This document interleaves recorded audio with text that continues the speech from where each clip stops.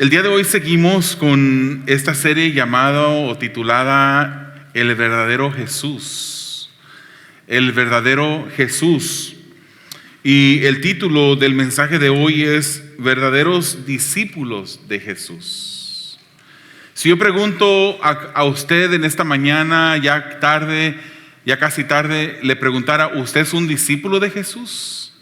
Posiblemente usted diría que sí. Y en realidad, hermanos, si somos salvos por fe en Cristo Jesús, somos discípulos. En la Escritura sí hay un lugar donde nos dice que por primera vez en tal lugar, creo que fue en Antioquía, se les llamó a los que seguían a Jesús cristianos.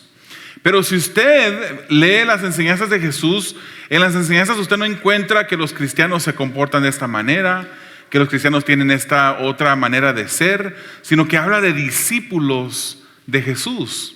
Los verdaderos discípulos de Jesús, los verdaderos discípulos de Jesús es el tema o el título del mensaje de esta mañana. Y vamos a estar viendo Mateo capítulo 5, un pasaje bien, pero bien conocido.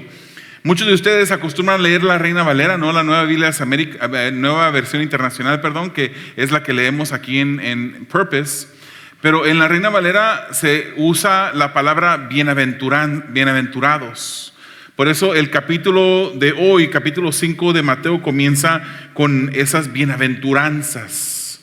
En la Nueva Versión Internacional, que es la que vamos a estar viendo ahora, dice, en lugar de decir bienaventurados, dice felices son. ¿Cuántos son felices? ¿Cuántos de ustedes son felices en verdad? Amén. Con una sonrisa. No me diga que es feliz con una sonrisa como que acaba de chuparse un limón. Somos felices porque somos discípulos de Jesús.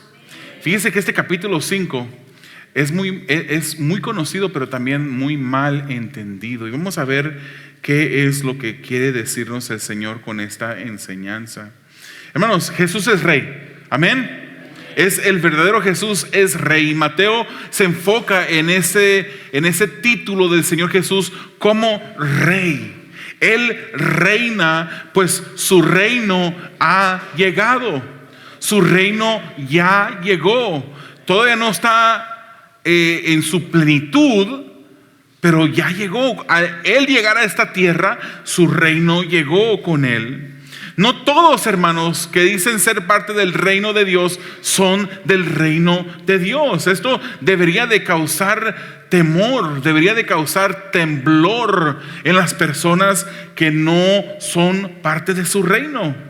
El que es parte de ese reino es esa persona que se ha arrepentido y que se somete al reinado de Dios. No podemos decir que somos parte de su reino si no lo consideramos rey. Y no podemos verlo como rey si no lo vemos como nuestro Señor. Y no podemos llamarlo Señor si no hacemos lo que Él dice. Su escritura dice, ¿por qué me llamas Señor, Señor? Y eres desobediente. No dice así literalmente, pero dice, pero no haces lo que yo te digo que hagas. Eso es desobediencia. Jesús vino, hermanos, enseñando las verdades del reino y las verdades que son evidentes en los que son discípulos de Jesús. Y en esta mañana, en este capítulo 5, vamos a ver el currículo, la hoja de vida de un cristiano. Si usted no es identificado por estos versículos que comienzan en el capítulo 5, si no lo identifica usted, cuidado, hay que examinarnos. Jesús vino enseñando estas verdades. ¿Sabía usted, hermanos, que no somos salvos por obras? Todas las religiones enseñan que para ser salvo tienes que hacer algo. Los testigos de Jehová ni siquiera tienen la seguridad. Usted le pregunta a un testigo de Jehová si es salvo, no saben, no tienen la seguridad. Pero ellos trabajan, son vehementes, son dedicados. Todos los sábados salen a tocar puertas, se paran las esquinas y ahora ya traen una stand de diferentes recursos que ellos promocionan, esperando ahí que alguien se acerque a preguntarles. Para ellos esa es una obra que los está ayudando a ganarse el reino. El catolicismo, aunque tiene muchas similitudes a lo que nosotros creemos, creen en el Señor Jesucristo, creen en la Trinidad, creen en la muerte sustitutoria del Señor Jesús en la cruz del Calvario, pero ellos le ayudan a la justificación, a la salvación, por medio de obras, porque no solamente fe en Jesús, sino es obras. Por eso el monje, que nosotros conocemos como Lutero, cuando él vino al Señor y comprendió las doctrinas de gracia que el apóstol Pablo enseñaba, que éramos salvos por fe, él tenía un problema con el libro de Santiago, la carta de Santiago, y miraba la carta de Santiago como una carta inferior, porque habla de obras. Pero Santiago no está hablando que nosotros somos salvos por obras, simplemente que nuestras obras demostrarán si somos salvos o no. Estas enseñanzas, hermanos, del Señor Jesús fueron revolucionarias. Él revolucionó el pensamiento humano. No solamente el pensamiento humano de ese tiempo, también revolucionó el pensamiento humano de estos tiempos, de todos los tiempos. Este mundo, hermanos, valora aquello que es contrario a lo que es establecido por su reino, por el reino de Jesús. Se admira al que es fuerte, ¿verdad? De hecho, cuando uno mira a una persona caminando por la calle que está esbelto, pero que está todo cortado de sus músculos y que los sacos le quedan apretados, no por como me quedan a mí, ¿verdad? A mí es por otra razón. Pero cuando han ejercitado sus músculos se empiezan a inflar, y cuando uno los mira digo, oh, wow. La manera de ver del mundo valora esas cosas. Ellos se esfuerzan por crecer eso, por dedicarse a ese ejercicio. El imponente es admirado por el mundo. El que vence con fuerzas humanas es admirado y elogiado por el mundo. El que hace valer su derecho, el orgulloso, el que se venga, esos son los que son admirados por el mundo. Pero el que es hijo de Dios participa de una naturaleza que Dios le ha dado, y esa naturaleza muestra la justicia de Dios, lo que en verdad tiene valor. El tal es bienaventurado o feliz. Y la justicia humana no puede producir felicidad, hermanos. La justicia humana produce satisfacción temporal. Por un momento tú puedes hacer una buena obra, que también no solamente los cristianos hacen buenas obras. Hay personas que no son evangélicos, que no siguen a Jesús, que no son sus discípulos, que también pueden hacer una obra buena. Pero las obras buenas que ellos hacen solamente producen en ellos una satisfacción temporal, porque está basada en sus deseos pecaminosos que exaltan el ego de la persona, que es superficial, algo que es solamente externo. ¿Nunca se ha fijado en algunos videos que salen en las redes sociales donde hay personas que se graban dándole de comer a personas, supliendo necesidades de otras personas? La palabra del Señor nos dice que cuando hagamos una buena obra, que tu mano derecha no sepa lo que hizo tu mano izquierda. Es por eso, hermanos, que aquí nunca usted me va a escuchar decir, hermanos, necesitamos finanzas, necesitamos ofrenda. ¿Cuántos de ustedes van a dar $100 en este día? Y escojo yo, digamos, a unos 10. ¿Cuántos? Necesito 10 personas que pasen aquí a dar una ofrenda. Nunca. Y luego ya cuando bajamos a $50 vamos a decir 20 personas de $50 que pasen aquí al frente a dar una ofrenda. Y luego al final agarramos a 30 que pasen a dar ya lo que de menos valor. No vamos a hacer eso, hermanos. La ofrenda que usted da es algo que es entre usted y Dios. Si usted da algo, o si usted hace una buena obra para que la gente lo mire, esa es su recompensa. No obtendrá recompensa de Dios, porque ahora ya ha sido reconocido, ha sido admirado por las personas. Oh, ahí está pasando, mira, está dando $100, está dando $1,000. No vamos a hacer eso aquí. Nosotros, cuando obramos la justicia de Dios, es algo que es motivado por lo interno. Es opuesto al mundo. El mundo obra externamente, pero nosotros sí obramos. Tenemos, hermanos, el cristiano, el discípulo de Jesús obra bien, no para salvación, sino porque somos salvos. Somos salvos y por eso obramos. Y esa justicia de Dios está en nosotros y es algo que comienza en el interior, no en lo exterior. El primer punto de esta mañana, tiene sus hojas ahí, su programa, las características del discípulo de Jesús. Aquí lo vamos a ver, hermanos. Vamos a leer Mateo 5, versículos 1 y 2. No vamos a leerlo todos los 20 versículos seguido, pero vamos a repasarlos. Si usted tiene su Biblia ahí enfrente de usted podrá ver y confirmar que lo que estoy diciendo aquí enfrente está escrito. Dice, versículo 1, cuando vio a las multitudes. ¿Quién vio a las multitudes? Jesús. Cuando vio a las multitudes, subió a la ladera de una montaña y se sentó. Sus discípulos se le acercaron, tomó él la palabra y comenzó a enseñarles diciendo, y comienza el sermón del monte. Un sermón que atraviesa los capítulos 5, 6 y 7 del libro de Mateo. No solamente termina cuando terminemos el pasaje del día de hoy, pero son 3 capítulos que embarcan el sermón del monte. Él sube a este monte y inmediatamente, hermanos, vemos esa imagen de Moisés cuando él sube al monte a recibir la palabra de Dios. Él es la palabra sube al monte cuando ve a la multitud y se sienta. Esa era una manera que los rabinos acostumbraban en el tiempo de Jesús, sentarse cuando ellos enseñaban.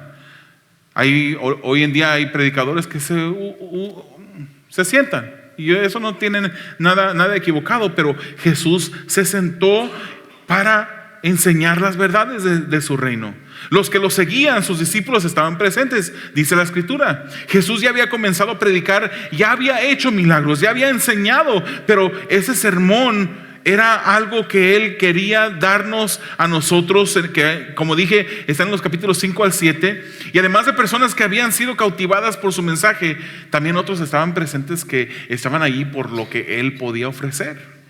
No todo el que sigue a Jesucristo es discípulo, ya lo dijimos, ni el que le llama Señor. No todos eran discípulos, pero este sermón comienza afirmando algunas características. Unas características, hermanos, que deben de ser evidentes en sus verdaderos discípulos. Como le dije, hoy vamos a ver la hoja de vida de un cristiano. Y no caminamos perfectamente. Posiblemente somos más fuertes en unas áreas que en otras. Pero esto debe describirnos, esos versículos que vamos a ver. Cuando dice la palabra que al tomar la palabra, no está hablando de una escritura que tomó, él toma la palabra. Como quien dice alguien que se levantara en esta mañana y dijera, pido la palabra, es lo que quiere decir. Y representa un coloquialismo que había en el tiempo de Jesús, que significaba que lo que estaba a punto de decir era algo muy importante. Entonces vamos a ver los que son felices.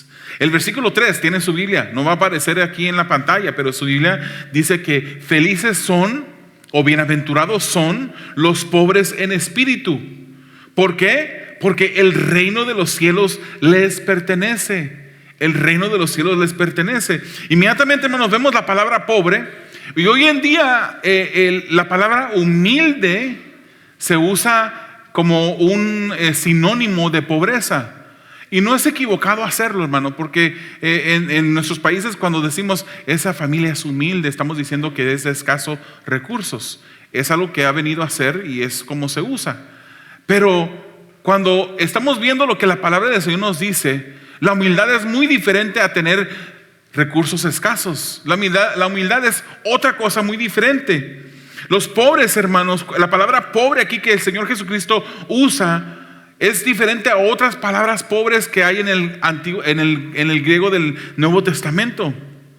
El pobre en su significado original, como Jesucristo lo está usando aquí, no es alguien de una pobreza común. No es como la viuda, esa viuda que llegó y que dio todo lo que tenía cuando depositó 2 monedas para dar de ofrenda. Esa mujer no era el tipo de pobre que habla Jesucristo aquí. Cuando Él usa pobreza, Él se está refiriendo, hermanos, a una persona pordiosera, una persona sin casa, una persona que no tiene nada, que depende de otras personas para el más mínimo sustento. No tiene hogar. De eso se está refiriendo Jesucristo. Cuando usa esa palabra, es el pobre más pobre de todos.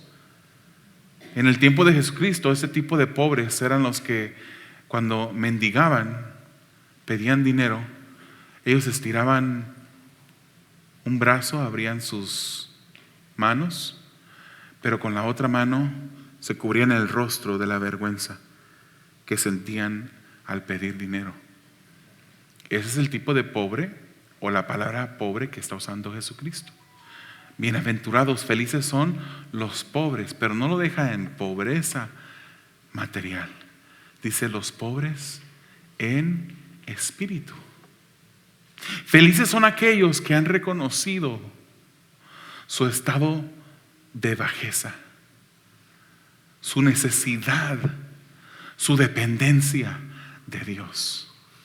Felices son los pobres, aquellos que han reconocido que no tenemos nada sin el Señor, que podremos tener nuestra cuenta de banco llena, repleta de dinero, que podremos tener todo lo que necesitamos, estrenar un cambio de ropa todos los días, podemos tener mucho material, como también podemos tener nada y andar por las calles pidiendo dinero, pero no ser pobres en espíritu.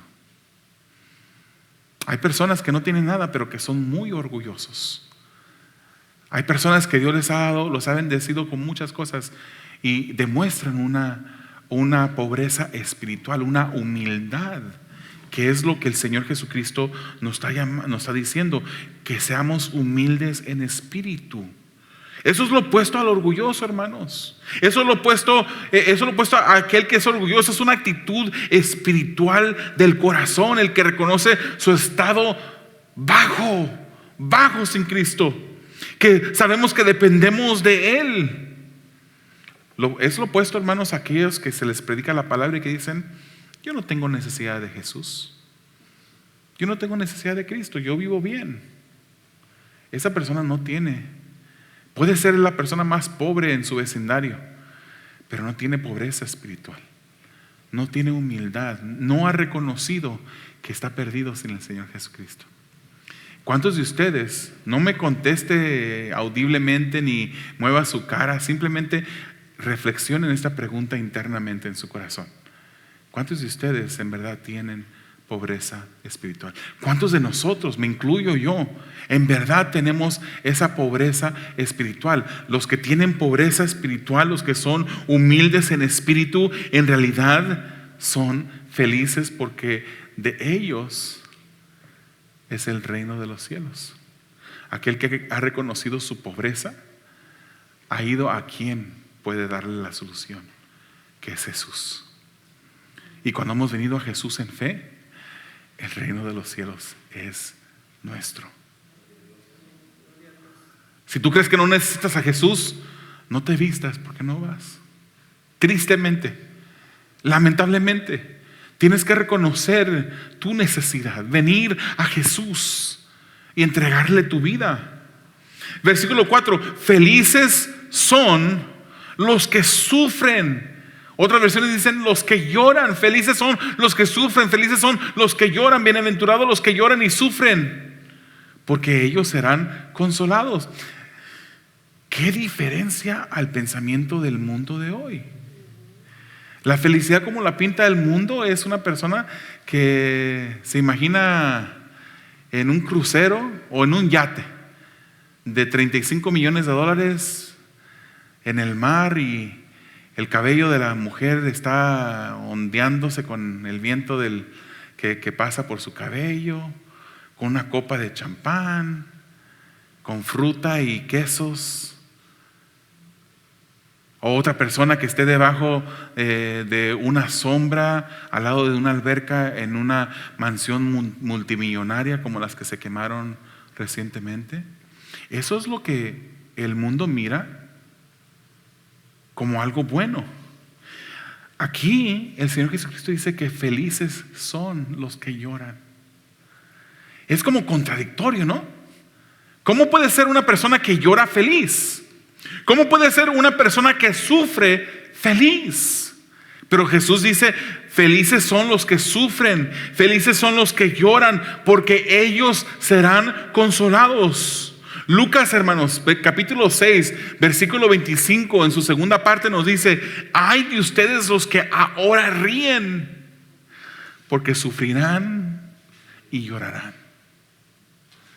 Ay de ustedes. Estaba hablando de personas que no habían venido a Jesús, que tenían una vida al estilo del mundo, felices, cómodos, tranquilos, con suficiente. Ay de ellos, porque ahora ríen, pero en un futuro sufrirán. Ay del mundo, hermanos, que hoy ríe. Ay del mundo que hoy ríe, que no ha reconocido su necesidad de Jesús, porque en un futuro ese mismo Jesús que vino a este mundo para salvar vendrá como juez. Y todos serán juzgados. Hebreos 9:27 dice: está establecido que el hombre muera solamente una vez, y después de eso el juicio. Ellos ríen hoy, pero los que son discípulos de Jesús hoy sufren, hoy lloran. ¿Y a qué nos referimos con eso, hermano? No estamos hablando de sufrir por las calamidades, las vicisitudes de la vida. No estamos hablando que batalla usted para buscar un trabajo, que a lo mejor ese es el caso. No estamos hablando de que no tiene suficiente para pagar su hipoteca, su renta, que no tiene lo suficiente para darle todo lo que su familia desea a su familia, aunque eso causa tristeza. Estamos hablando, hermanos, Jesucristo está hablando de aquellas personas que sufren, que lloran espiritualmente, que cuando le fallan al Señor tienen un dolor inmenso. Hermanos, el Señor hizo todo por nosotros. No podemos, si somos discípulos de Jesús, no podemos vivir pecando y estar contentos. No podemos vivir la vida como querramos vivirla y no estar triste cuando le fallamos a Dios. Y aquí todos nosotros, todos seguimos pecando, seguimos fallándole a Dios. Ninguno de nosotros somos mejores que otro. Todos le seguimos fallando al Señor. Pero ¿cómo nos sentimos en el momento cuando deshonramos a nuestro Dios? Por un pensamiento equivocado, por una acción que deshonra, que desagrada a Dios. En el Nuevo Testamento hay 9 términos en griego, hermanos, para la palabra llanto, los que lloran. Aquí Jesús usa el término de los 9, el término más severo, el que identifica más agonía. Similar, hermanos, como me recuerdo como cuando David, después de haber pecado en el Salmo 51, usted lee el Salmo 51 y usted puede sentir el dolor de David, del rey David, por haberle fallado a Dios. Ese es la agonía que debemos de sentir si somos sus discípulos. Si no somos sus discípulos, usted va a pecar y va, en lugar de sentirse mal, en lugar de correr a Dios y pedirle perdón, usted va a pensar: esto estuvo bueno, ¿cuándo será la próxima vez? Y empieza a planear otra. El que llora de esta manera por su pecado es perdonado, por eso es feliz. ¿Ha sido usted perdonado? Hemos sido perdonados, hermanos. Tenemos mucho de qué alegrarnos, de que nuestra sentencia, nuestro castigo lo pagó nuestro Señor Jesús. Gloria sea a Él. Felices son, versículo 5, los que son, dice la Nueva Versión Internacional, humildes. Pero la Reina Valera yo creo que es una mejor traducción. Felices son los mansos, porque recibirán la tierra como herencia. Hermanos, los mansos son los que reciben al Espíritu del Señor Dios. De nuevo, una actitud interna que demuestra se demuestra en lo exterior. El ser manso, hermanos, no es humildad. No es humildad. ¿Qué es lo que hace cuando de repente mira a un caballo que a usted se le antojó subirse al caballo? ¿Y qué es lo que pregunta para decir si está adiestro, si está acostumbrado a cargar una persona? Pregunta si es manso. El caballo es un animal potente, fuerte. Entonces eso nos recuerda la imagen de lo que es la mansedumbre en verdad. La mansedumbre no es debilidad, no es debilidad. La mansedumbre involucra la fuerza, pero una fuerza, un poder que está bajo control. Un caballo, hermanos, tan imponente, tan grande su fuerza, con una correa y algo que se le mete, que no sé el nombre, se le mete en su hocico, los frenos, se controla, se dirige, dale a la izquierda, se va a la izquierda, párate, se para. Se puede controlar. La mansedumbre es poder o fuerza bajo control. Mateo 11:29 dice: llevad mi yugo sobre vosotros y aprended de mí, que soy manso y humilde de corazón. Eso es lo que el Señor está hablando. Que seamos mansos de corazón, que seamos mansos internamente, no débiles.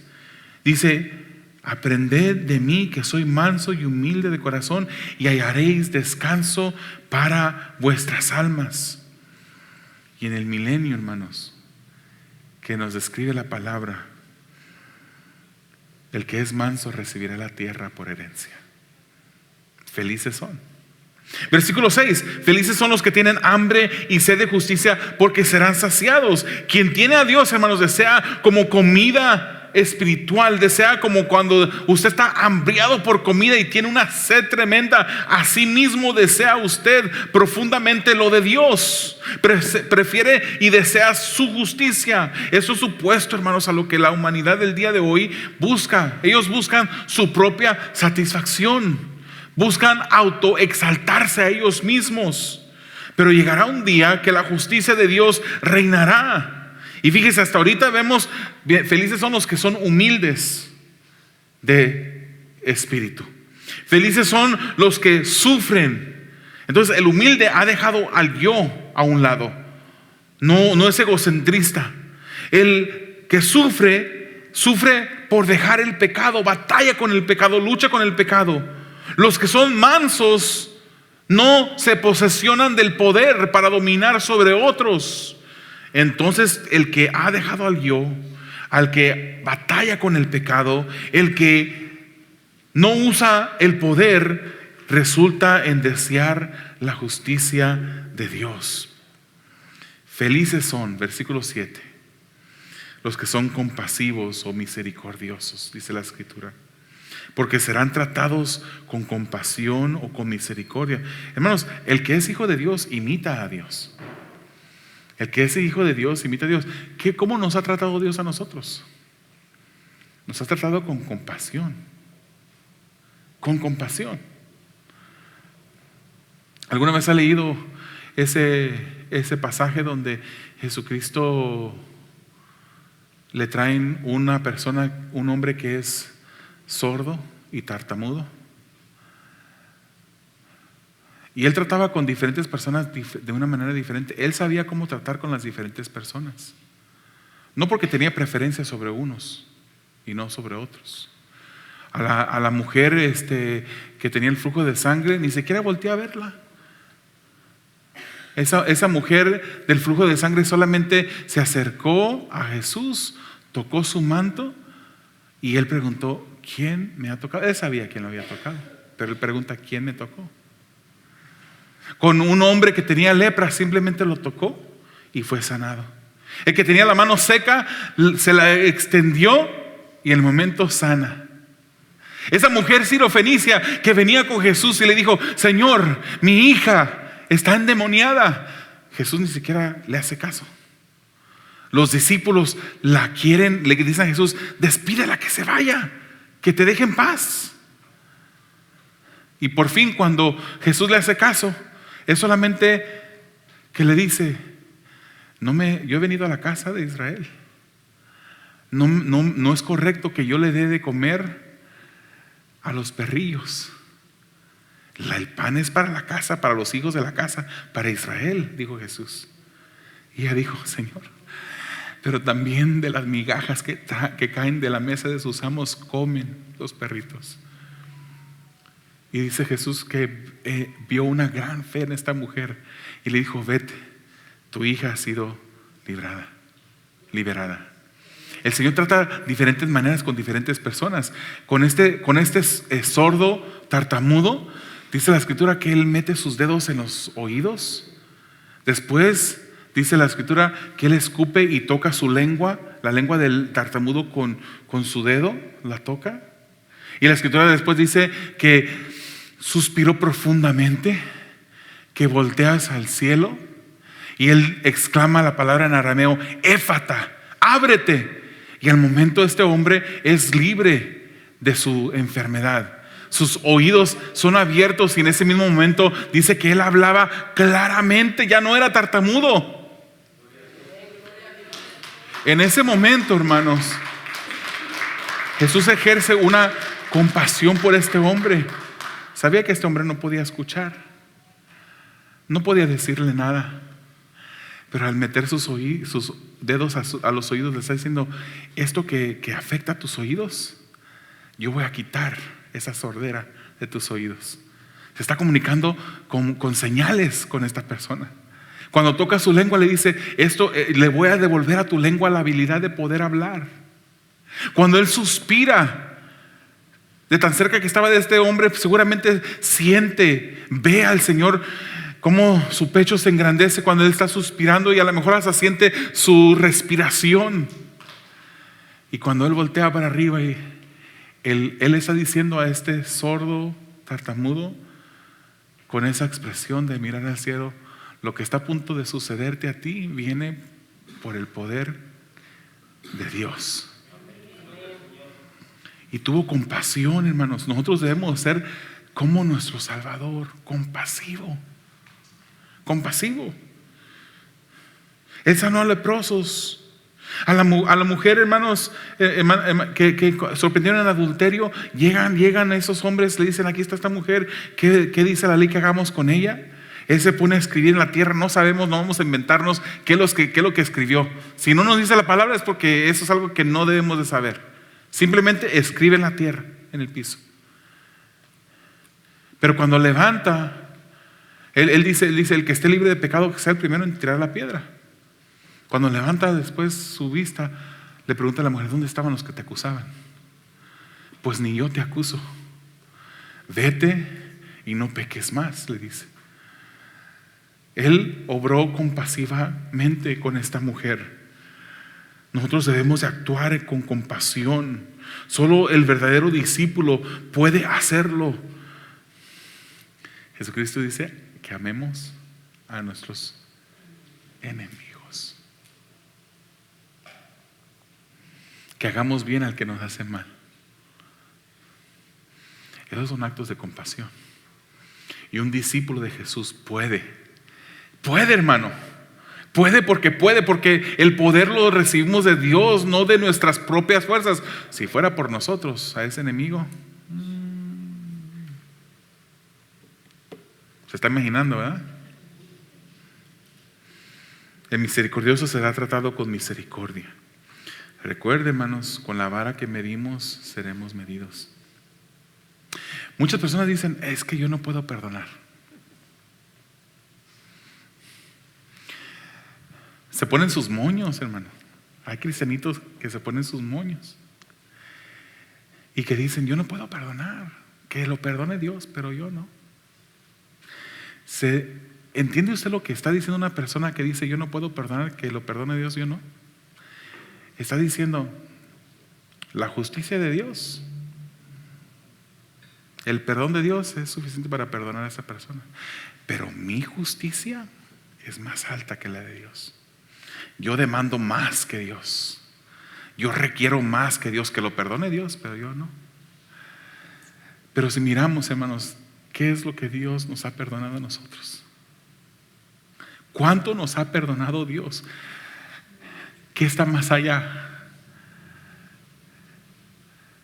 que nosotros no podamos perdonar? Seamos como nuestro Salvador. Versículo 8, hermanos. No, le estoy diciendo desde ahorita, no vamos a llegar hasta el final del mensaje. Así es que no me esté midiendo por la hoja del programa. Estamos todavía en la primera sección. Creo que es todo lo que vamos a cubrir en el día de hoy. El versículo 8 dice: felices son los del corazón limpio, porque ellos verán a Dios. ¿Cuántos desean ver a Dios? Verlo cara a cara. Solamente los de corazón limpio verán a Dios. La palabra del Señor dice que Jesucristo le dijo a los discípulos cuando estaban ahuyentando a los niños, dicen: déjenlos venir a mí, porque de los que son como ellos es el reino de los cielos. Los que son como un niño, puros. Entonces, hermanos, diremos ahí, pues ya estamos fritos. No somos como niños, no tenemos la inocencia de niños, pero el Señor nos ha limpiado. Él limpia nuestro corazón, hermanos. Cuando venimos en fe pidiéndole perdón al Señor Jesús, Él nos ha hecho nuevas criaturas. Hemos vuelto a nacer. Hay un nuevo nacimiento en nosotros que nos purifica el corazón. Dice la palabra del Señor que Él quitó el corazón de piedra y nos dio un corazón de carne. Eso es lo que el Señor hace en su discípulo. Y el que es de corazón puro, eso está hablando de santidad. El que busca la santidad, un día verá a Dios. Ay, hermanos, no somos perfectos. Yo lo he dicho muchas veces desde iba a decir púlpito, pero desde esta mesa. Lo he dicho mucho, no somos perfectos. El que es perfecto ya no venga la próxima semana, por favor. Ya no necesita venir. Está bien, es perfecto, siga viviendo perfectamente. Pero si usted reconoce que usted le falla a Dios, usted está aquí en este día. Estamos buscando su santidad. Le pedimos a Dios que nos santifique cada día más, que podamos detener con sus fuerzas, las fuerzas de Dios, el pecado que asedia nuestras vidas. Seguimos en este cuerpo, seguimos fallándole al Señor. Nuestro caminar no es perfecto, pero hermanos, nuestro deseo de mantenernos caminando en la voluntad de Dios, en su santidad, ese deseo debe de ser perfecto en los discípulos de Él. Por eso cuando le fallamos al Señor no estamos tranquilos. Un discípulo no puede estar tranquilo cuando le falla a Dios. La Escritura nos llama a nosotros santos, fíjese nada más. Dígale a la persona que está a su lado, confiando en que usted cree que ellos son salvos, dígale: tú eres un santo. Dígaselo a la persona: tú eres santo. El Señor nos llama santos. El santo no es una imagen que está colgada o que está labrada por manos de hombres o de mujeres. Eso no es un santo. El santo, nos dice la Escritura, que somos nosotros, los que somos discípulos de Jesús. Si usted no me cree, lea Filipenses 4, Apocalipsis 18, 1 de Pedro capítulo 1, en muchas partes de las Escrituras. Él nos ha hecho santos. Hebreos 10:14 dice: porque con un solo sacrificio ha perfeccionado para siempre a los que han sido santificados. Por siempre, hermanos. Si Él te santificó, te ha santificado por siempre. No me digas que la salvación pues no se pierde, pero puedes dejarla. La Escritura es clara. Él te ha santificado por siempre. Por siempre. Él te ha sellado con su Santo Espíritu. Él te llama hoy hijo y te llamará mañana hijo, y en los restos del día de tu vida serás hijo de Dios. Él te ha salvado y está obrando.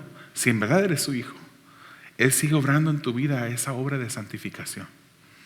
Y el Espíritu del Señor no te va a dejar tranquilo. Cuando le fallas a Dios, Él va a confrontarte. Gloria al Señor por ello. Gloria al Señor por eso. Versículo 9: felices son los que trabajan por la paz. Esos son los pacificadores, porque los pacificadores serán llamados hijos de Dios. Debemos de parecernos a Jesús. Hermanos, Él es el pacificador por excelencia. Dice la palabra del Señor que Dios nos reconcilió consigo mismo. Él lo hizo por nosotros. Jesucristo vino a pagar la cuenta, a saldar la cuenta, a pagar el sacrificio, a dar el sacrificio. Él es el sumo sacerdote que entró al lugar santísimo. Pero a diferencia de los sumos sacerdotes del Antiguo Testamento, Él fue el sumo sacerdote, también fue el sacrificio que se entregó, la ofrenda que se dio para que haya paz entre nosotros y Dios. O sea que Jesucristo vino, fíjese lo que voy a decir, Jesucristo vino a librarnos de Dios. ¿Qué quiere decir eso? Jesús vino a librarnos de Dios.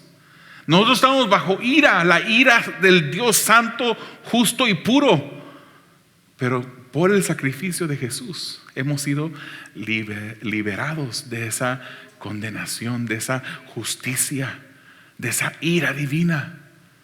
Él fue el pacificador. Versículo 10: felices son los perseguidos por causa de la justicia, los que padecen persecución por la justicia. ¿Por qué? Porque les pertenece el reino de los cielos. Hermanos, ¿no se ha fijado que cuando usted se convirtió, empezó a recibir persecución?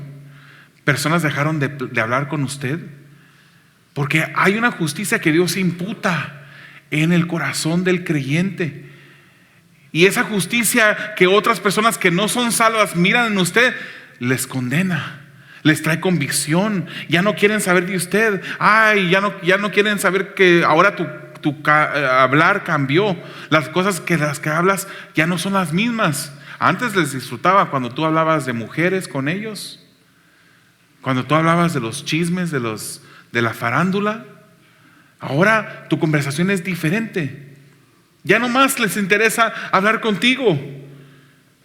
Los que somos perseguidos por causa de la justicia, cuando vivimos nuestra vida para Dios, seremos criticados, seremos perseguidos. Pero a esos les pertenece el reino de los cielos. Y vamos a terminar con versículos 11 y 12. Felices son los que sean insultados y se le levante toda clase de calumnias, o esas son mentiras, por causa de Cristo, porque tendrán una gran recompensa en el cielo.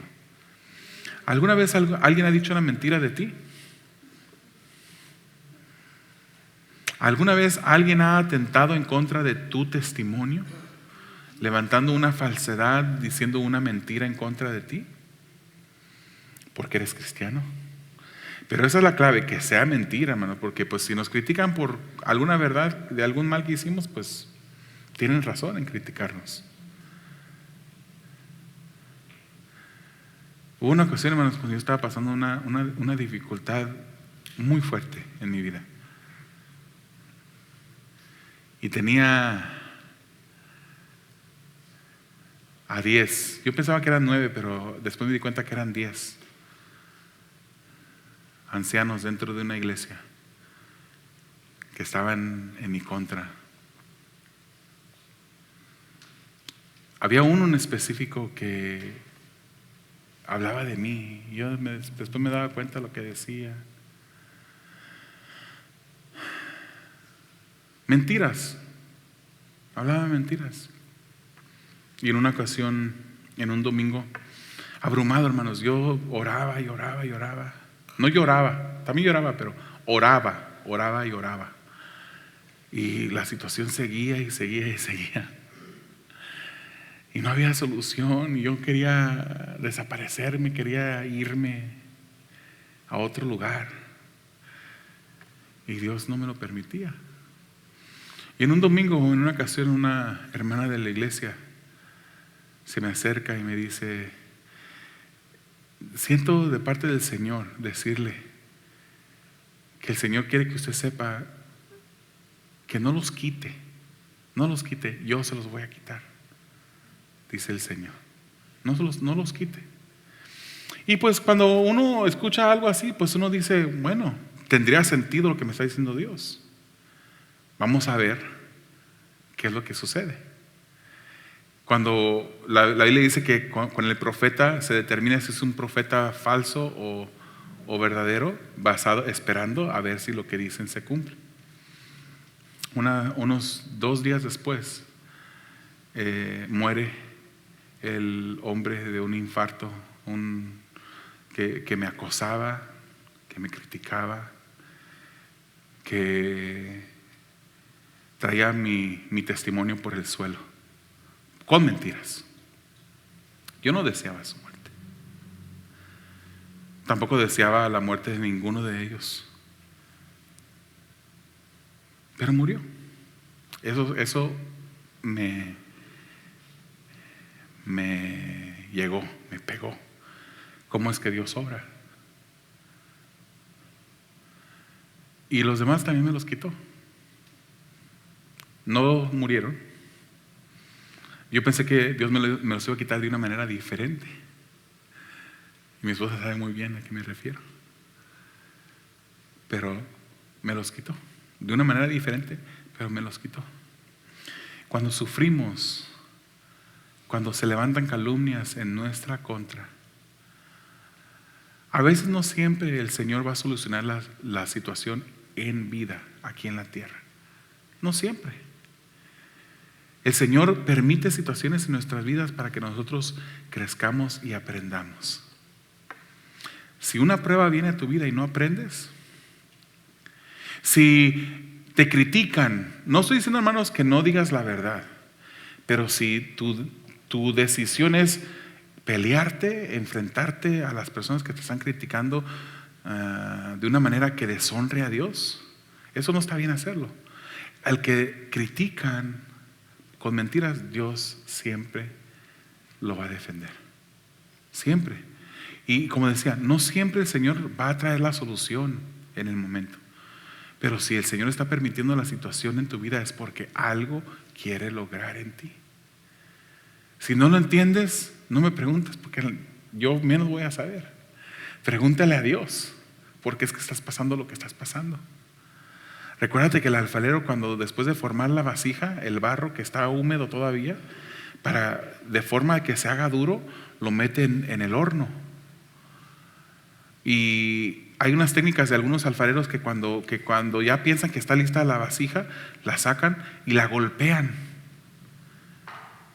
Y si esa vasija ya está lista, cuando la golpean sale un sonido que es agradable a los oídos del alfarero.